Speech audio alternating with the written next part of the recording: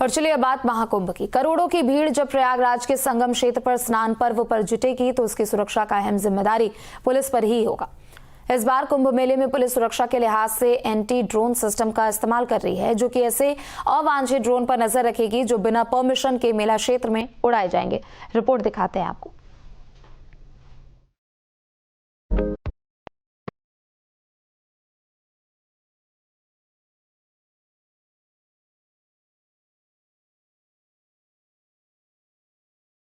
संगम किनारे जब स्नान पर्वों पर आस्था का सैलाब उमड़ेगा तो पुलिस प्रशासन के सामने सबसे बड़ी जिम्मेदारी उन्हें कंट्रोल करने की नहीं बल्कि उनकी सुरक्षा की होगी, क्योंकि इतनी बड़ी रिकॉर्ड संख्या में आ रही भीड़ की सुरक्षा की जिम्मेदारी लेना भी मामूली बात नहीं। पुलिस ने सुरक्षा के तमाम इंतजाम किए हैं, जिसमें से पहली बार कुंभ मेले को एंटी ड्रोन सिस्टम की सुरक्षा भी उपलब्ध कराई जाएगी। इसके लिए सरकार ने एजेंसियों के साथ मिलकर प्लान तैयार किया है।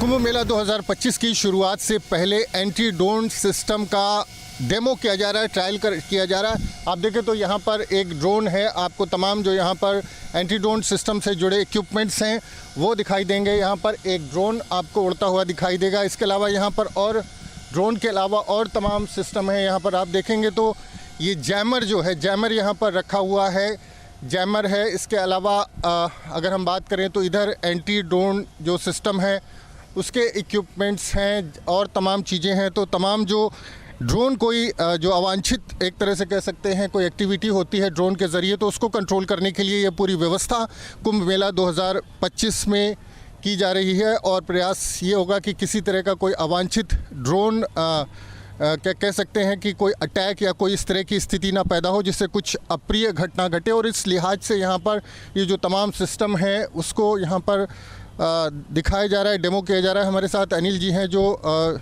इसी काम में लगे हुए हैं। अनिल जी, आप बताएं किस तरह से ये पूरा सिस्टम है और क्या इसके पीछे क्या मैकेनिज्म है, किस तरह से आप जो ड्रोन हैं उनको किस तरह से कंट्रोल करेंगे कुंभ मेले में? सर, आप जो पीछे देख रहे हैं, दो तरह के डिटेक्शन यूनिट्स है हमारे पास में। एक आरएफ बेस्ड है और एक रडार है। आरएफ बेस्ड सिस्टम 10 किलोमीटर की रेंज में कोई भी ड्रोन्स फ्लाई कर रहे होंगे तो उनको डिटेक्ट करके उनकी प्रॉपर लोकेशन, किस कंपनी का ड्रोन फ्लाई कर रहा है, सारी जानकारी देता है। साथ में रडार भी है हमारा। जो क्या system? RF system? RF system कौन सा है सर, बताएंगे? सफ़ेद वाला है, जो ऊपर सफ़ेद आप एंटीना देख रहे हैं, ये आरएफ डिटेक्शन सिस्टम है। और जो पीला पैनल देख रहे हैं ये रडार सिस्टम है, जो 5 किलोमीटर के दायरे में कोई भी ड्रोन्स फ्लाई कर रहे होंगे उनको डिटेक्ट करता है। और जब हम लोग ड्रोन्स को डिटेक्ट कर लेते हैं और हमें लगता है कि उनको जाम करना है तो हम अपना ड्रोन जैमर ऑन करते हैं और 3 किलोमीटर के दायरे में कोई भी ड्रोन आपका आ नहीं पाएगा। वो 3 किलोमीटर के दायरे तक ही वो जैसे ही आएगा वो जैम हो जाएगा। एंटी ड्रोन सिस्टम अपने रडार जैमर के जरिए किसी भी ड्रोन को उसकी 3 किलोमीटर की रेंज में आने से पहले निष्क्रिय कर सकता है। ड्रोन का अपने ऑपरेटर के साथ संपर्क टूट जाएगा और वो एजेंसियों के हाथ आ जाएगा। इतना ही नहीं, एंटी ड्रोन सिस्टम के एरिया में आते ही सिस्टम तुरंत ड्रोन और उसके ऑपरेटर की लोकेशन की जानकारी दे देगा, जिससे ऑपरेटर को भी तुरंत पकड़ा जा सकेगा। आखिर क्यों किया जा रहा है कुंभ में पहली बार इसका इस्तेमाल? कुंभ मेला 2025 में पहली बार एंटी ड्रोन सिस्टम को उपयोग में लाया जा रहा है। हमारे साथ एसएसपी कुंभ हैं राजेश द्विवेदी जी, उनसे बात करते हैं। सर, ये बताएं कि किस तरह से ये जो एंटी ड्रोन सिस्टम है किस तरह से कुंभ मेले में उपयोग में लाया जाएगा और किस तरह से काम करेगा? ऐसे ड्रोन्स जो कि परमिटेड नहीं है, परमिशन नहीं लिया है, इलीगल है, उनको काबू में करने के लिए एंटी ड्रोन सिस्टम लगाया जाएगा। तमाम ऐसे ड्रोन्स हैं जो कि जिनके अंदर कैपेबिलिटीज़ हैं कि वो कुछ नुकसान कर सकें, उनको कैप्चर करने के लिए एंटी ड्रोन सिस्टम हम यूज़ करेंगे। किस तरह से ये काम करेगा, क्या इसकी रेंज होगी? और देखिए, रेंज इसकी लगभग 10 किलोमीटर तक के रेडियस में है, बट जो इसका कारगर रेंज है जिसमें कि हम ड्रोन्स को पकड़ सकते हैं वो लगभग 4 किलोमीटर की है। और वेरियस टेक्नोलॉजीज़ हैं, ड्रोन्स को पकड़ के लाया भी जा सकता है, उनको यूज़लेस किया जा सकता है जहां वो हैं एयर में वहां ही, या तो मजबूर किया जा सकता है कि जहां से आए थे वहां चले जाएं। गौरतलब है, कुंभ में कोई भी ड्रोन ऑपरेटर बिना पुलिस की परमिशन के ड्रोन नहीं उड़ा सकता है। और अगर कोई ऐसा करता पाया जाएगा तो न सिर्फ उसका ड्रोन निष्क्रिय किया जाएगा बल्कि संचालक के विरुद्ध कार्रवाई भी की जाएगी। शरारती तत्वों की बात हो रही है। तमाम ड्रोन्स कुंभ मेला क्षेत्र में उड़ते हुए देखे जाते हैं और आगे भी इसको लेकर के क्या कोई गाइडलाइन बनाई गई है? क्या कोई ड्रोन उड़ाने के लिए परमिशन की आवश्यकता है? ड्रोन्स उड़ाने के लिए परमिशन लिया जाना चाहिए। एयर स्पेस का इसमें यूज़ होता है। बट ये भी एक फैक्ट है कि तमाम सारे जर्नलिस्ट हैं, मीडिया के लोग हैं, इन्फ्लुएंसर्स हैं, वो ड्रोन के माध्यम से तमाम कवरेज भी करते हैं। तो एक तरह से अच्छी बात भी है, खाली उसका मिसयूज़ नहीं होना चाहिए। इसी मिसयूज़ को रोकने के लिए हम एंटी ड्रोन सिस्टम लगाएंगे। क्या कोई गाइडलाइन है ड्रोन उड़ाने के लिए? कुंभ मेला क्षेत्र में क्या ड्रोन नहीं उड़ाया जा सकता आमतौर पर? मैंने आपको बताया कि ड्रोन किसी को उड़ाना है, जेन्युइन उसकी रिक्वायरमेंट है तो उसको परमिशन लेनी होगी। एंटी ड्रोन सिस्टम का सेटअप हो जाने के बाद सिक्योरिटी टीम के अलावा कोई भी ड्रोन हवा में नहीं जाने दिया जाएगा। यदि कोई ड्रोन उड़ाने की कोशिश करेगा तो कंट्रोल रूम से रेड सिग्नल आएंगे, ड्रोन की लोकेशन ट्रेस होगी, कौन सा ड्रोन है, उसमें क्या है, दूरी कितनी है, किस साइड से हवा में जाने की कोशिश की गई है, ये सारा डाटा टीम को पल भर में पता चल जाएगा। एंटी ड्रोन सिस्टम को मानव रहित एरियल सिस्टम भी कहा जाता है। यह सेंसर आर्किटेक्चर की तरह है। इसका उद्देश्य ड्रोन हमलों के खिलाफ व्यापक सुरक्षा प्रदान करना है। तो एंटी ड्रोन सिस्टम के साथ साथ जो लोग ड्रोन उड़ाते हैं उनको परमिशन भी लेनी होगी और उसके बिना कुंभ मेला क्षेत्र में ड्रोन उड़ाने की अनुमति नहीं दी जाएगी। तो एंटी ड्रोन सिस्टम जो है वो पूरी तरह से जो ड्रोन है, जो अनआइडेंटिफाइड ड्रोन्स हैं, उनको आइडेंटिफाई करके उनको डिफ्यूज़ एक तरह से करेगा और वो जो है उससे किसी तरह का ख़तरा उत्पन्न ना हो, ये भी सुनिश्चित करेगा। प्रयागराज से वीडियो जर्नलिस्ट विजेंद्र कुमार के साथ मानवेंद्र प्रताप सिंह, न्यूज़ स्टेट, उत्तर प्रदेश। तो वहीं अगले महीने से प्रयागराज की तरफ यात्रियों का जत्था आना शुरू हो जाएगा और सबसे ज्यादा भार रेलवे पर भी होगा क्योंकि ये सुलभ और सस्ती होती है। इस बार रेलवे ने यात्रियों की संख्या को देखते हुए विशेष इंतजाम भी किए हैं। ट्रेनों की संख्या के साथ साथ यात्रियों की सुविधाएं भी बढ़ाई गई है। रिपोर्ट में दिखाते हैं आपको।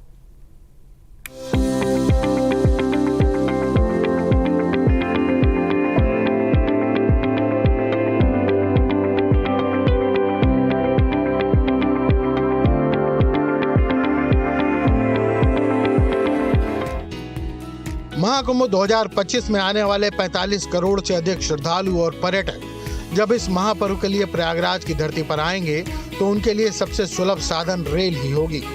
भारतीय रेलवे ने आयोजन को सफल और सुगम बनाने के लिए कई अत्याधुनिक व्यवस्थाएं शुरू की हैं। रेलवे का मुख्य उद्देश्य महाकुंभ के दौरान तीर्थयात्रियों को सुविधाजनक, सुरक्षित और समय पर यात्रा का अनुभव प्रदान करना है।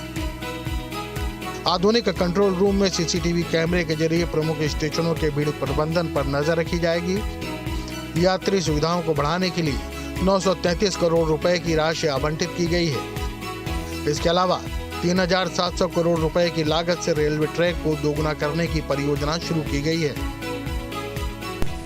अब इसके बाद बात आती है कि इंफ्रास्ट्रक्चर के कार्यों की, आधारभूत संरचना को मजबूत करने के लिए रेलवे ने क्या क्या कार्रवाई की है। तो हम लोग लगभग 950 करोड़ के पैसेंजर एमिनिटीज के कार्य हैं जो कि विभिन्न तरह के होंगे, जैसे उसमें सर्कुलेटिंग एरिया का डेवलपमेंट, एग्जीक्यूटिव लाउंज बनाना, वेटिंग हॉल बनाना, प्लेटफॉर्म की संख्या बढ़ाना, वहाँ पे वाटर बूथ्स बढ़ाना, टॉयलेट की सुविधा बढ़ाना, पार्किंग का एरिया डेवलप करना, स्लीपिंग पॉड बनाना, इस तरह के बहुत सारी चीज़ें की गई हैं ताकि लोगों को जो उनकी आधारभूत आवश्यकताएं होती हैं किसी भी यात्रा के दौरान, वो सारी सुविधाएं बेहतर तरीके से मिल सकें और लोग अपनी यात्रा को सुखद बना सकें। रेलवे कुंभ मेले के दौरान इस बार 10,000 से अधिक रेगुलर और 3,000 से अधिक स्पेशल ट्रेन चलाएगा। इसके साथ ही 140 गुजरने वाली ट्रेनों को प्रयागराज क्षेत्र में ठहराव दिया जाएगा जिससे अधिक से अधिक श्रद्धालु इसका लाभ उठा सकें। इसके साथ ही रिंग रेल सेवा भी इस बार होगी। देखिए, कुंभ के लेकर रेल प्रशासन पूरी तरह से मुस्तैद है और हम लोग इस कुंभ को सफल बनाने के लिए पूरी तरह से कटिबद्ध हैं, प्रयासरत हैं। अगर रेल के प्रयासों की बात करें तो सबसे जो पहली ज़रूरत होती है लोगों की वो ये होती है कि उन्हें अधिक से अधिक ट्रेनें मिल सकें जिससे वे अपने गंतव्य तक सुरक्षित रूप से, सुविधाजनक रूप से अपने गंतव्य तक पहुंच सकें। इसके लिए मैं बताऊंगा कि पिछले अर्धकुंभ में 2019 के कुंभ में रेल प्रशासन ने लगभग 5,000 रेगुलर ट्रेन और करीब 600 स्पेशल ट्रेन चलाई थी। इस बार हम लोग लगभग 10,000 से अधिक रेगुलर ट्रेन और 3000 से अधिक स्पेशल ट्रेन चलाने जा रहे हैं। तो अगर आप ये आंकड़ा देखें तो लगभग 250 से ज़्यादा ट्रेनें प्रतिदिन औसतन मिलेंगी इस पूरे कुंभ पीरियड में अपने गंतव्य तक जाने के लिए। और जो हमारे मेन पर्व के दिन होंगे जैसे कि मौनी अमावस्या हुआ या बसंत पंचमी या इनमें, उस दिनों में इनकी संख्या और भी ज़्यादा होगी। महाकुंभ में आने वाले तीर्थयात्रियों के मनोरंजन का भी ख्याल रखा गया है। प्रयागराज जंक्शन पर रेलवे द्वारा एक गेमिंग जोन बनाया जा रहा है। इस गेमिंग जोन में high and VR cricket box, motion theatre, jungle safari, air hockey और दूसरे आकर्षक गेम्स शामिल होंगे। इस बार यात्रियों को कई भाषाओं में रेल की सूचना उपलब्ध कराई जाएगी।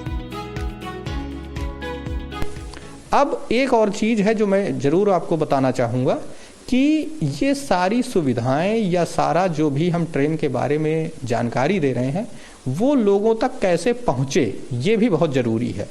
इसके लिए एक तो हमने टोल फ्री नंबर शुरू किया है, जिस टोल फ्री नंबर पे कॉल करके आप जो भी रेल से संबंधित सूचना या मेला क्षेत्र से संबंधित अगर कोई सूचना चाहते हैं तो वो आपको प्रोवाइड की जाएगी। और ये हमारा टोल फ्री नंबर 1 नवंबर से अभी द्विभाषी रूप में चालू हो चुका है और 1 जनवरी से हम इसे मल्टीलिंगुअल रूप में चालू कर देंगे।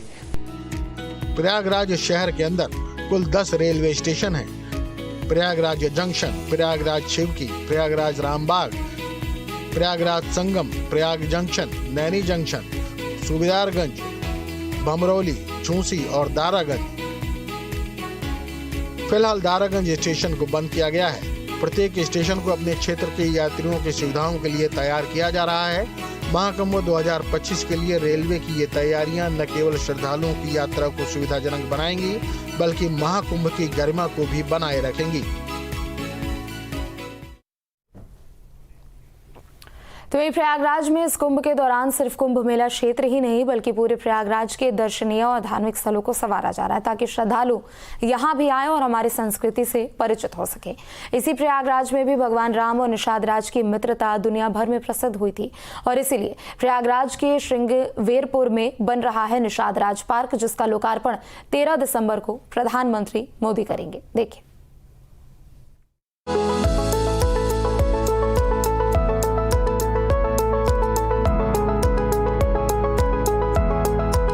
श्रृंगी ऋषि की तपोभूमि श्रृंगवेरपुर धाम, प्रभु श्री राम की कर्मभूमि श्रृंगवेरपुर धाम और यहाँ एक खूबसूरत पार्क में खड़ी 51 फीट ऊंची भगवान राम और निषाद राज की मूर्ति जो संदेश दे रही है मित्रता का। प्रयागराज शहर से इसकी दूरी महज 40 से 45 किलोमीटर है। रामायण काल में यह निषाद राज की राजधानी हुआ करती थी। पौराणिक कथाओं के मुताबिक श्रृंगवेरपुर में श्रृंगी ऋषि का आश्रम था। राजा दशरथ ने संतान की प्राप्ति के लिए श्रृंगवेरपुर में श्रृंगी ऋषि से उत्कृष्ट यज्ञ करवाया था। जब दशरथ की आज्ञा से भगवान राम लक्ष्मण और सीता के साथ वन गमन के लिए निकले थे तो श्रृंगवेरपुर भी आए थे और केवट उन्हें इसलिए नदी पार नहीं कराना चाहता था कि कहीं उसकी नाव पत्थर की न बन जाए। निषाद राज ने उनसे मांग की कि अगर राम एक रात्रि उनके गांव रुकेंगे और अपना पांव धोने की अनुमति देंगे तभी वो नाव पार कराएगा। राम ने उनकी बात मान ली और इस तरह निषाद राज राम के मित्र हो गए। तो आप ये पीछे देखिए, नाव का ये सीन वही है कि यहीं से भगवान पार हुए। पीछे आप दिखाएंगे कि लोग उनको जब छोड़ने के लिए लोग अयोध्या से आए थे तो उनके साथ जनता भी आई थी, तो उसका भी दृश्य पीछे दिखाया गया है। और यहाँ के नाव पार किए थे तो उसका भी ये दृश्य दिखाया गया है। यहाँ पे कुटिया में जो कि रहे हैं भगवान आगे चल के, तो वो भी दिखाया गया है। हर चीज़ों को उस समय से मतलब तुलना करने की कोशिश की गई है यहाँ पे, जिसके अंदर आपको फूड कोर्ट और ध्यान केंद्र, ओपन एयर थिएटर, ये सारी व्यवस्थाएं यहाँ पे दी गई हैं। और ये टूरिज्म के लिए बहुत अच्छा, क्योंकि श्रृंगवेरपुर काफ़ी प्रचलित रहा है रामायण में भी। प्रयागराज स्थित श्रृंगवेरपुर धाम अब धार्मिक और आध्यात्मिक पर्यटन के साथ साथ ग्रामीण पर्यटन का केंद्र भी बनता जा रहा है। निषाद राज गुहे की ऐतिहासिक राजधानी श्रृंगवेरपुर को एक भव्य स्वरूप प्रदान किया जा रहा है। इस धाम में भगवान श्री राम और निषाद राज की मित्रता की गाथा को जीवंत रूप में देखने का अवसर मिलेगा। ये श्रृंगबेरपुर धाम में निषाद राज उद्यान के नाम से ये पार्क बनाया जा रहा है, जहाँ पे श्रृंगबेरपुर की सारी जो हम लोग रामायण में भगवान रामचरितमानस में पढ़े हैं, सीता सचिव सहित दो भाई श्रृंगबेरपुर पहुँचे जाइए। भगवान श्री रामचंद्र जी आए श्रृंगबेरपुर में, कहाँ कैसे निवास किए, क्या क्या है, और निषाद राज को उन्होंने गले लगाते हुए राष्ट्रीय एकता अखंडता का परिचय दिया था। आप देख सकते हैं आपके पीछे 51 फीट की भगवान राम और निषाद राज की गले लगते हुए मूर्ति का अनावरण होना है। माननीय 13 तारीख को माननीय प्रधानमंत्री जी का श्रृंगबेरपुर धाम में आगमन होगा, जिसके स्वागत के लिए हम सभी लोग तैयार हैं। और इस उद्यान के साथ पार्क में भगवान से जुड़ी हर तत्व, श्रृंगबेरपुर से जुड़ी जो भगवान आए, ऋषिवर सिंगी ऋषि 88,000 ऋषियों के साथ इसी श्रृंगबेरपुर में यज्ञ और तप किया करते थे। एक ऋषि के माध्यम से उन्होंने एक कुटिया बनाई है यहाँ पे, देखने को मतलब पूरी पौराणिकता इस पार्क में दिखाया गया है। 12 दिसंबर को प्रधानमंत्री नरेंद्र मोदी इस खूबसूरत निषाद राज पार्क का लोकार्पण कर सकते हैं। इस पार्क को इस तरह से बनाया गया है कि लोग अपनी संस्कृति और इतिहास को जान समझ सकें। उत्तर प्रदेश पर्यटन जो है एक धार्मिक पर्यटन के रूप में हम लोग विकसित कर रहे हैं, तो यहाँ पे एक निषाद राज पार्क का निर्माण कार्य कराया गया है, जिसके अंतर्गत हम लोगों ने एक 52 फीट की प्रतिमा, जिसमें राजा निषाद राज भगवान श्री राम गले मिलते हुई मूर्ति है, और एक भव्य मूर्ति है जिससे एकता का संदेश जाता है लोगों में। और इसके साथ ही वहाँ पे लैंडस्केपिंग वर्क फेज़ 1 और फेज़ 2 2 पार्ट में इसका कार्य कराया गया है। कार्यदायी संस्था UPPCL है। इस निषाद राज पार्क को 18 करोड़ की लागत से बनाया गया है, जहां कैफेटेरिया, चिल्ड्रन प्ले एरिया और थिएटर भी शामिल हैं। UPSRDC ने अपने पैकेज टूर में श्रृंगबेरपुर धाम को भी शामिल किया है। Team news state.